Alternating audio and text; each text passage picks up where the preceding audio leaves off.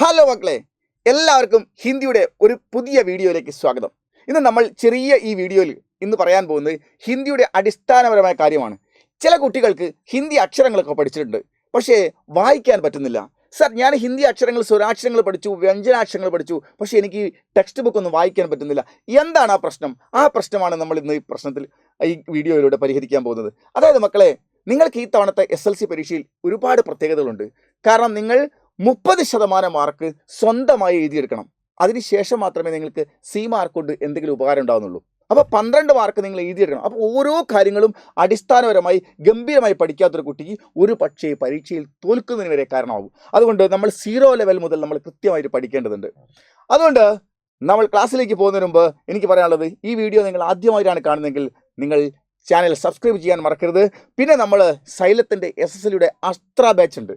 സൈലത്തിൻ്റെ SSLCയുടെ അസ്ത്ര batch രണ്ടാമത്തെ batch June 12 ആരംഭിക്കുകയാണ്.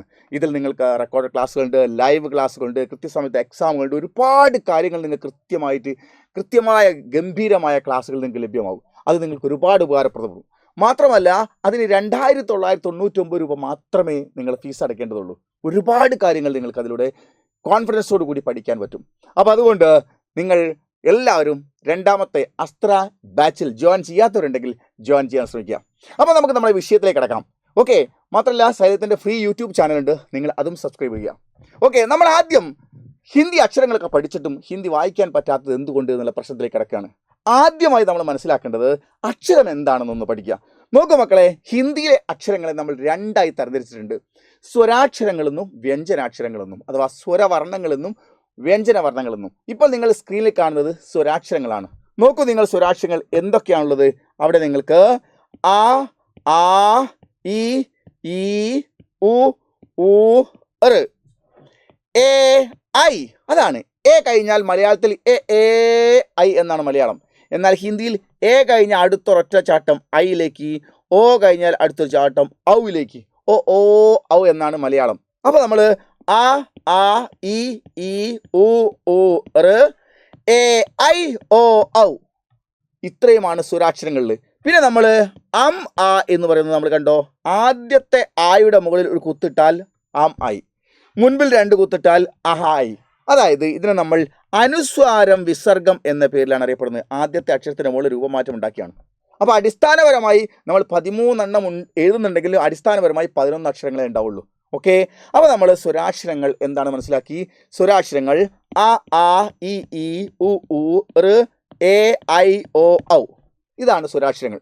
ഇതിൻ്റെ പ്രത്യേകത എന്താ? സ്വരാക്ഷരങ്ങൾക്ക് ഒരു ധ്വനിയാണ്. അതായത് മനുഷ്യൻ്റെ വായിൽ നിന്ന് വരുന്ന സൗണ്ടിൻ്റെ ഒരു പീസ് മാത്രമാണ് സ്വരാക്ഷരങ്ങൾ. ഓക്കെ, അപ്പോൾ നമുക്ക് സ്വരാക്ഷരങ്ങളെ വീണ്ടും ചെറുതാക്കാൻ പറ്റുന്നില്ല. നമ്മൾ ഇത്ര പഠിച്ചാൽ മതി. സ്വരാക്ഷരങ്ങൾ ഒരു സൗണ്ട് പീസിനെ തിരിച്ചറിയാൻ വേണ്ടി ഉണ്ടാക്കി വെച്ചതാണ്. സ്വരാക്ഷരങ്ങൾ സ്വതന്ത്ര അക്ഷരങ്ങളാണ്, മറ്റൊരക്ഷരങ്ങളെ കലർപ്പില്ലാത്തവയാണ്. സംസാരിക്കുമ്പോൾ ഇത് ചുണ്ടുകൾ പരസ്പരം കൂട്ടിമുട്ടാത്തവയാണ്. തൊണ്ടയിൽ നിന്ന് മാത്രം ഉത്ഭവിക്കുന്ന ധ്വനികളായ സൗണ്ടുകളെ തിരിച്ചതിന് വേണ്ടി ഉണ്ടാക്കി വെച്ചിരിക്കുന്ന അടയാളങ്ങളാണ് നമ്മൾ സ്വരാക്ഷരങ്ങൾ എന്ന് പറയുന്നത്. അതൊന്നും നമ്മൾ ടെൻഷൻ അടിക്കേണ്ടതില്ല. ഇത് നമ്മൾ സ്വരാക്ഷരങ്ങളാണ്. ഇനി നമ്മൾ വ്യഞ്ജനാക്ഷരങ്ങളാണ് പഠിക്കാൻ പോകുന്നത്. നോക്കൂ മക്കളെ, വ്യഞ്ജനാക്ഷരങ്ങൾ നോക്കൂ. ക, ഖ, ഗ, ഘ, ങ. ഈ വ്യഞ്ജനാക്ഷരങ്ങൾ നിങ്ങൾ ഏത് സംസാരിക്കുമ്പോഴും ആ എന്ന സ്വരാക്ഷരത്തിൽ പോയിട്ടാണ് അവസാനിക്കുന്നത്. എന്ന് പറഞ്ഞാൽ 2 ധ്വനികളാണ്. ക് എന്നും ആ എന്ന് പറഞ്ഞ 2 ധ്വനികളാണ്. അപ്പോൾ സംയുക്തമായ 2 ധ്വനികളുടെ ഒരു ചിഹ്നമാണ് വ്യഞ്ജനാക്ഷരങ്ങൾ. അത്രയൊന്നും നിങ്ങൾ ടെൻഷൻ അടിക്കേണ്ടതില്ല. സ്വരാക്ഷരങ്ങൾ പഠിച്ചു. ഇനി നമ്മൾ വ്യഞ്ജനാക്ഷരങ്ങളാണ്. ക, ഖ, ഗ, ഘ, ങ. ച, ഛ, ജ, ഝ, ഞ. ട, ഠ, ഡ, ഢ, ണ. പിന്നെയോ ത, ഥ, ദ, ധ, ന.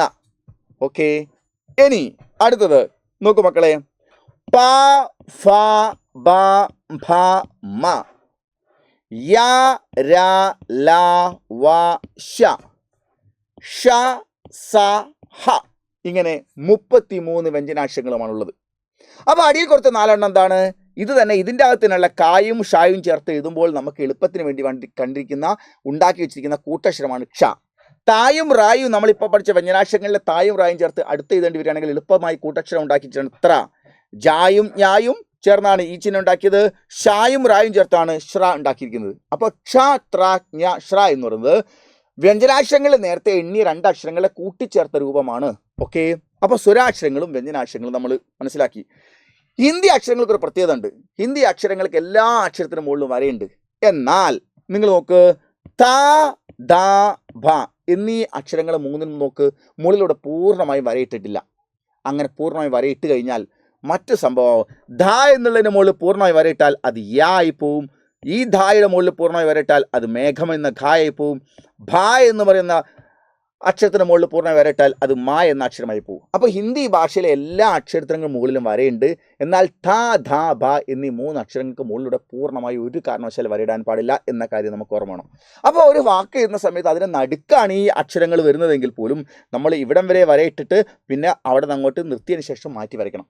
ഓക്കെ, അപ്പോൾ നോക്ക്, ഇപ്പോൾ നിങ്ങൾ സ്ക്രീനിൽ കാണുന്നതാണ് സ്വരാക്ഷരങ്ങളും വ്യഞ്ജനാക്ഷരങ്ങളും. നോക്ക്, അ, ആ, ഇ, ഈ, ഉ, ഊ, ഋ, എ, ഐ, ഒ, ഔ, അം, ആ ഇത് വ്യഞ്ജനാക്ഷരങ്ങളും, ക, ഖ, ഗ, ഘ, ങ, ഛ, ഛ, ജ, ജ, ഞ, ഠ, ഠ, ഡ, ഢ, ണ, ഥ, ഥ, ദ, ധ, ന, പ, ഫ, ബ, ഭ, മ, യ, ര, ല, വ, ശ, ഷ, സ, ഹ ഇത്രയും വ്യഞ്ജനാക്ഷരങ്ങളുമാണ്. ക്ഷ, ത്ര, ജ്ഞ, ശ്ര എന്ന് പറയുന്നത് കൂട്ടക്ഷരങ്ങളുമാണ്. ഈ അക്ഷരങ്ങളൊക്കെ പഠിച്ചിട്ടും ഒരു കുട്ടിയുടെ പ്രശ്നം, സാർ ഞാൻ സ്വരാക്ഷരവും കാണാതെ പഠിച്ചു, വ്യഞ്ജനാക്ഷരവും കാണാതെ പഠിച്ചു, പക്ഷേ എന്നിട്ടും എനിക്ക് കാണാണ്ട് എഴുതാൻ സ്വന്തമായിട്ട് ഹിന്ദി വായിക്കാൻ പറ്റുന്നില്ല. കാരണം ഇയാളെ പ്രശ്നം എന്താണെന്ന് വെച്ചാൽ ഇയാൾ എന്ത് ചെയ്യുന്നറിയോ? ഇപ്പോൾ നോക്കൂ മക്കളെ, ഇത് നമ്മൾ ശ്രദ്ധിച്ചോളൂ, ഇത് ക എന്ന് പറയുന്ന അക്ഷരമാണ്, ഇത് ല എന്ന് പറയുന്ന അക്ഷരമാണ്, ഇത് മ എന്ന് പറയുന്ന അക്ഷരമാണ്. 3 അക്ഷരം, ക, ല, മ എന്ന 3 അക്ഷരമാണ് എഴുതി വെച്ചിരിക്കുന്നത്. ഇത് നമ്മൾ വായിക്കുന്നത് എന്താണ്? കലമ എന്നല്ല, അങ്ങനെ നമുക്ക് വായിക്കാൻ പറ്റില്ല. ഈ അക്ഷരങ്ങളെ നമ്മൾ വായിക്കുമ്പോൾ ഹിന്ദി ഭാഷയിൽ ഒരു വാക്ക് വായിക്കുമ്പോൾ ഏത് വാക്ക് ആയിക്കോട്ടെ, ആ വാക്കിൽ ഏത് അക്ഷരമാണ് അവസാനം വരുന്നത് ആ അക്ഷരത്തെ അവസാനം എത്തുമ്പോൾ മുഴുവൻ പറയാൻ പാടില്ല. ഉദാഹരണത്തിന് ഇതിനെ നമ്മൾ മലയാളത്തിലാണെങ്കിൽ നമ്മൾ ക, മ, ല എന്നെഴുതുന്നു. ഇത് വായിക്കുന്നത് മലയാളത്തിൽ കമല എന്നാണ്. എന്നാൽ ഹിന്ദിയിൽ ക എന്ന് പറയുന്നത് ഫുള്ള് വായിക്കാം, ല എന്നുള്ളത് ഫുള്ള് വായിക്കാം, മ എന്നുള്ളത് അവസാന അക്ഷരമായതുകൊണ്ട് അതിനെ നമ്മൾ ആഫ് മാത്രമേ പറയാൻ പാടുള്ളൂ. അങ്ങനെയാണെങ്കിൽ ക, ല, മായുടെ പകുതി. അപ്പോൾ ഹിന്ദി ഭാഷയിൽ ഒരു വാക്ക് വായിക്കുന്ന സമയത്ത് ഏത് വാക്കിൽ ഏത് അക്ഷരം അവസാനം വരുന്നുവോ ആ അക്ഷരത്തെ പൂർണ്ണമായി ഉച്ചരിക്കാൻ പാടില്ല എന്നൊരു കാര്യം മനസ്സിലാക്കുക. അപ്പോൾ ഒരു പ്രശ്നമുണ്ട്, സാർ ഞങ്ങൾക്ക് സുഖമാണ്, കുഴപ്പമൊന്നുമില്ല, ഞങ്ങൾ അക്ഷരം പഠിച്ച പ്രകാരം വായിക്കും, പക്ഷെ എല്ലാ വാക്കും വായിക്കാൻ പറ്റുന്നില്ല. കാരണം എല്ലാ വാക്കും ഇങ്ങനെയല്ല, വള്ളിയും പുള്ളിയും ചുനക്കും ദീർഘവും ഒക്കെ വരുന്ന വാക്കുകളാണ്. ഉദാഹരണത്തിന് ഇങ്ങനെ എഴുതുമ്പോൾ ഇതെന്താണ് വായിക്കേണ്ടത് എന്ന് കുട്ടിക്ക് അറിയില്ല. ഇത് കാ കാ യാ എന്നാണ്, പിന്നെ ഒരു വള്ളിയും ഒരു കോലും ഒക്കെ ഉണ്ട്, എന്താണ് പിടുത്തം കിട്ടുന്നില്ല. ഇത് ശരിക്കും വായിക്കേണ്ടത് കൈ ഗേയ് എന്നാണ്. എന്നാൽ കുട്ടി കൈ എന്ന് പറയുന്ന ഒരു അക്ഷരം പഠിച്ചിട്ടില്ല, കെ എന്ന് പറയുന്ന ഒരു അക്ഷരം പഠിച്ചിട്ടില്ല, ഈ എന്നുള്ളത് എങ്ങനെ വായിക്കുന്നത് പഠിച്ചിട്ടില്ല. അതായത് ഇങ്ങനെ സിംഗിൾ അക്ഷരങ്ങൾ കാണാതെ പഠിച്ച കുട്ടിക്ക് വള്ളിയും പുള്ളിയും ദീർഘവും ഇല്ലാത്ത വാക്കുകൾ മാത്രമേ വായിക്കാൻ പറ്റൂ. അപ്പോൾ ഒരു കുട്ടിയോട് നമ്മൾ ചോദിക്കുകയാണ്, നീ ഹിന്ദി അക്ഷരം പഠിച്ചോ? ഓ പഠിച്ചു. സ്വരാക്ഷരം പഠിച്ചോ? ഓ പഠിച്ചു. വ്യഞ്ജനാക്ഷരം പഠിച്ചോ? ഓ പഠിച്ചു. വായിക്കോ? കുറച്ചൊക്കെ. കാരണം എന്താണ്? ഈ വള്ളിയും പുള്ളിയും ഇല്ലാത്ത വാക്കുകളെ അവന് വായിക്കാൻ പറ്റൂ. ബാക്കിയുള്ള അക്ഷരങ്ങൾ എന്തുകൊണ്ട് വായിക്കാൻ പറ്റുന്നില്ല എന്നുള്ളൊരു ഉത്തരമാണ് നമ്മൾ ഇന്ന് ഈ വീഡിയോയിൽ തേടുന്നത്. അതായത് മക്കളെ, മുകളിൽ പഠിച്ച സ്വരാക്ഷരങ്ങളിലായിരുന്നോ ഈ സ്വരാക്ഷരങ്ങളെയും ഈ വ്യഞ്ജനാക്ഷരങ്ങളെയും കൂട്ടിക്കലർത്തി നമ്മൾ ദീർഘാക്ഷരങ്ങൾ ഉണ്ടാക്കുന്നുണ്ട്. അത് നമ്മൾ സാധാരണ പഠിക്കാൻ ശ്രമിക്കാറില്ല, അതുകൊണ്ടാണ് ഈ പ്രശ്നം വരുന്നത്. അതായത് നിങ്ങൾ നോക്കൂ, ഇവിടെ നോക്കൂ, ഇവിടെ നിങ്ങൾ കാണാം ഒരു ക എന്ന് പറയുന്ന അക്ഷരത്തെ മുകളിലത്തെ, ശ്രദ്ധിക്കും മക്കളെ, ക എന്ന് പറയുന്ന അക്ഷരത്തെ അടിയിലെ വ്യഞ്ജനാക്ഷരമാണ് ക, അതിനെ നമ്മൾ ആ ചേർത്ത്, ഇത് ശരി നമ്മൾ ക, ഇത് ശരിക്കും ക എന്ന് പറയണം, ക പ്ലസ് ആ സമം ക. നോക്ക്, അടുത്തത് ക പ്ലസ് ആ ചേർത്താൽ നമുക്ക് ക എന്ന് കിട്ടി. ക പ്ലസ് മുകളിലത്തെ സ്വരാക്ഷരമായ ഈ ചേർത്ത് കീ ചേർത്തു കിട്ടി. ക പ്ലസ് ഈ ചേർത്ത് നമ്മൾ കീ ഉണ്ടാക്കി. ക പ്ലസ് ഉ ചേർത്ത് നമ്മൾ കു ഉണ്ടാക്കുന്നു. അടുത്തതോ ക പ്ലസ് ഉ ചേർത്ത് കു ഉണ്ടാക്കുന്നു. ക പ്ലസ് ഋ ചേർത്ത് കൃ ഉണ്ടാക്കുന്നു. ക പ്ലസ് എ ചേർത്ത് കെ ഉണ്ടാക്കുന്നു. ക പ്ലസ് ഐ ചേർത്ത് കൈ ഉണ്ടാക്കുന്നു. ക പ്ലസ് ഓ ചേർത്ത് കോ ഉണ്ടാക്കുന്നു. ക പ്ലസ് ഔ ചേർത്ത് കൗ ഉണ്ടാക്കുന്നു. പിന്നെ ക പ്ലസ് അം ചേർത്ത് കം ഉണ്ടാക്കുന്നു. ക പ്ലസ് അഹ ചേർത്ത് കഹ ഉണ്ടാക്കുന്നു. അപ്പോൾ നിങ്ങൾ ആലോചിച്ച് നോക്കൂ, ഒരു ക എന്ന് പറയുന്ന അക്ഷരത്തിൻ്റെ കൂടെ നമ്മൾ അ, ആ, ഈ, ഉ, ഊ, ഋ, എ, ഐ, ഓ, ഔ, അം, അ എന്ന് ചേർത്തപ്പോൾ ക എന്തായി മാറി? ക കാ കി കീ കു കു കൃ കേ കൈ കോ കൗ കം ക എന്ന്. അപ്പോൾ കായുടെ 13 രൂപങ്ങൾ പഠിച്ചു. എന്നാൽ നമ്മൾ അക്ഷരം പഠിച്ച സമയത്ത് സ്വരാക്ഷരം എഴുതി 11 എണ്ണവും പഠിച്ചപ്പോൾ വ്യഞ്ജനാക്ഷരം എഴുതി 33 എണ്ണവും പഠിച്ച സമയത്ത് നമ്മൾ ക എന്ന ഒരു അക്ഷരം മാത്രമേ പഠിച്ചിട്ടുള്ളൂ.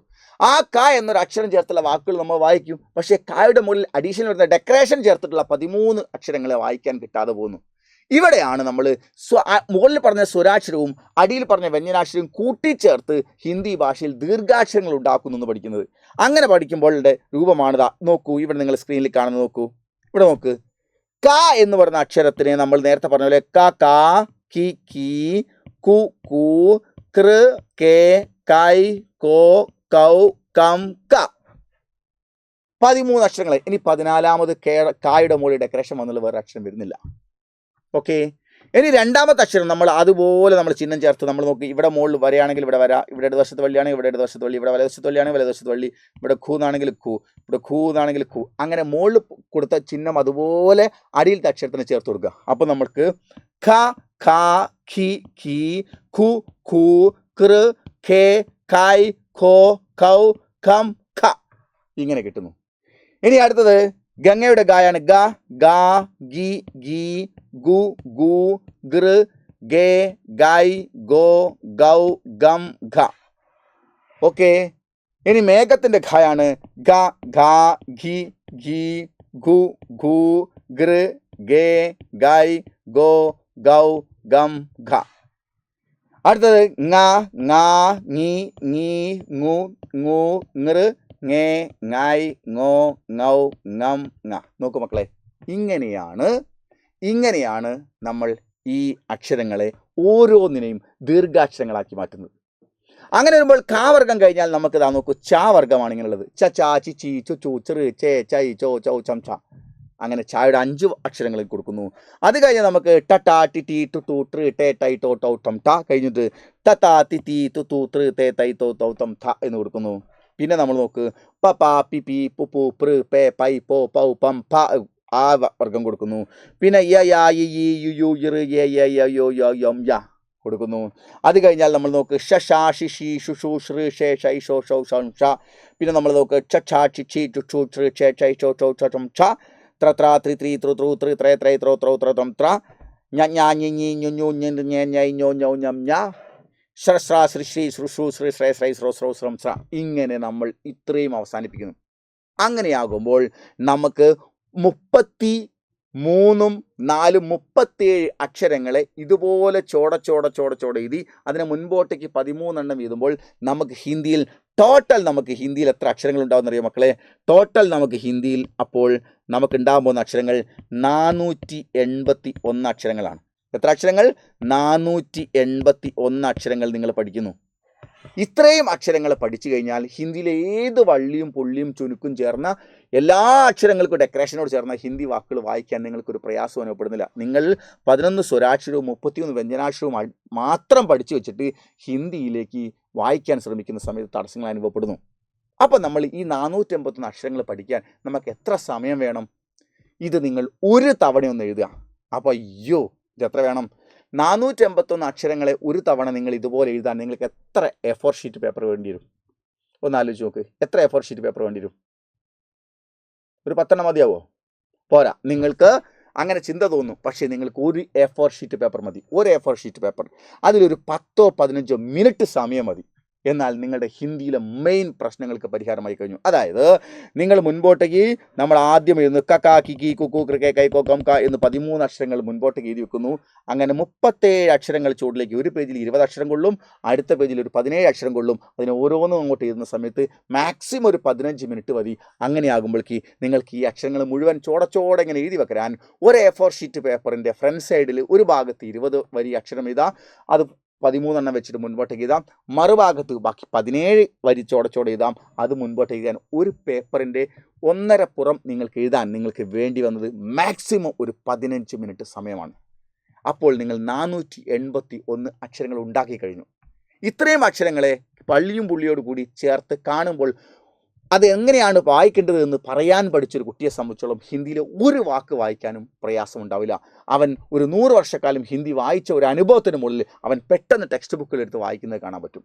അപ്പോൾ ഈ അക്ഷരങ്ങളെ പരിചയപ്പെടാത്തത് പോകുന്നതുകൊണ്ടും ഒരു തവണയെങ്കിലും എഴുതി നോക്കാത്തതുകൊണ്ടും ഇത് ഞാനിപ്പോൾ കാണുമ്പോൾ എല്ലാവരും കാണുന്നുണ്ടാവും. ഓക്കെ, പക്ഷേ നിങ്ങൾ ഒരു തവണയെങ്കിലും ഹിന്ദി അക്ഷരങ്ങൾ നിങ്ങൾ എഴുതി പഠിച്ചാൽ, ഒരു 15 മിനിറ്റ് അതിന് വേണ്ടി മാറ്റി വെച്ചാൽ നിങ്ങളിൽ അത്ഭുതകരമായ മാറ്റങ്ങളാണ് ഉണ്ടാകാൻ പോകുന്നത്. അപ്പോൾ നിങ്ങൾക്ക് ഹിന്ദിയുടെ വായനയുടെ എല്ലാ പ്രശ്നങ്ങളും പരിഹരിച്ച് ഗംഭീരമായി നിങ്ങൾക്ക് ക്ലാസ്സിൽ പെർഫോം ചെയ്ത് വായിക്കാൻ കഴിയുന്നത് നിങ്ങൾക്ക് തന്നെ നിങ്ങളെക്കുറിച്ച് അഭിമാനം തോന്നും. അപ്പോൾ ഹിന്ദിയുടെ വായനയുടെ പ്രശ്നം ഈ ഒറ്റ പരിപാടിയിലൂടെ നമുക്ക് മനസ്സിലാക്കി പരിഹരിക്കാവുന്നതേ ഉള്ളൂ. ഇനി നമുക്ക് അടുത്ത വീഡിയോയിൽ നമുക്ക് മറ്റൊരു വിഷയമായിട്ട് ഹിന്ദിയിൽ എങ്ങനെ സെൻറ്റൻസുകൾ ഉണ്ടാക്കാം എന്നുള്ള കൊച്ചു കൊച്ചു കാര്യങ്ങളായിട്ട് സാറ് വീഡിയോ ആയിട്ട് വരുന്നതായിരിക്കും. അപ്പോൾ നമുക്ക് ചാപ്റ്ററുകളൊക്കെ ലൈവിൽ വരേണ്ടതുണ്ട്. അതുകൊണ്ട് അടിസ്ഥാനപരമായി ഈ പറഞ്ഞ കാര്യങ്ങൾ ഒരു തവണ ഒരു A4 ഷീറ്റ് പേപ്പർ എടുത്തിട്ട് എത്ര പഠിച്ച കുട്ടിയായാലും ശരി, എല്ലാം അറിയുന്ന കുട്ടിയാണെങ്കിൽ ശരി, അക്ഷരങ്ങളെ ഒരു തവണ എഴുതിയിട്ട് ഇങ്ങനെ ഇത് നോക്കുക. എന്നിട്ട് ബാക്കിയുള്ള അക്ഷരങ്ങൾ ചോടെ എഴുതിയിട്ട് അതിനെ മുകളിൽ കൊടുത്ത ചിഹ്നം എങ്ങനെയാണ് അതിനെ അതുപോലെ ഫോളോ ചെയ്ത് 481 അക്ഷരങ്ങൾ എഴുതി വെക്കുക. നിങ്ങൾ ഒരുപാട് വർഷക്കാലം ഹിന്ദി സുന്ദരമായി വായിച്ചൊരു കുട്ടി ഇന്ന് പുസ്തകം വായിക്കുന്ന പോലെ നിങ്ങൾക്കും വായിക്കാൻ കഴിയും. അപ്പോൾ ഇതുപോലെ ചെയ്യാം, നമുക്ക് ഗംഭീരമായി പഠിക്കാം. Okay, by.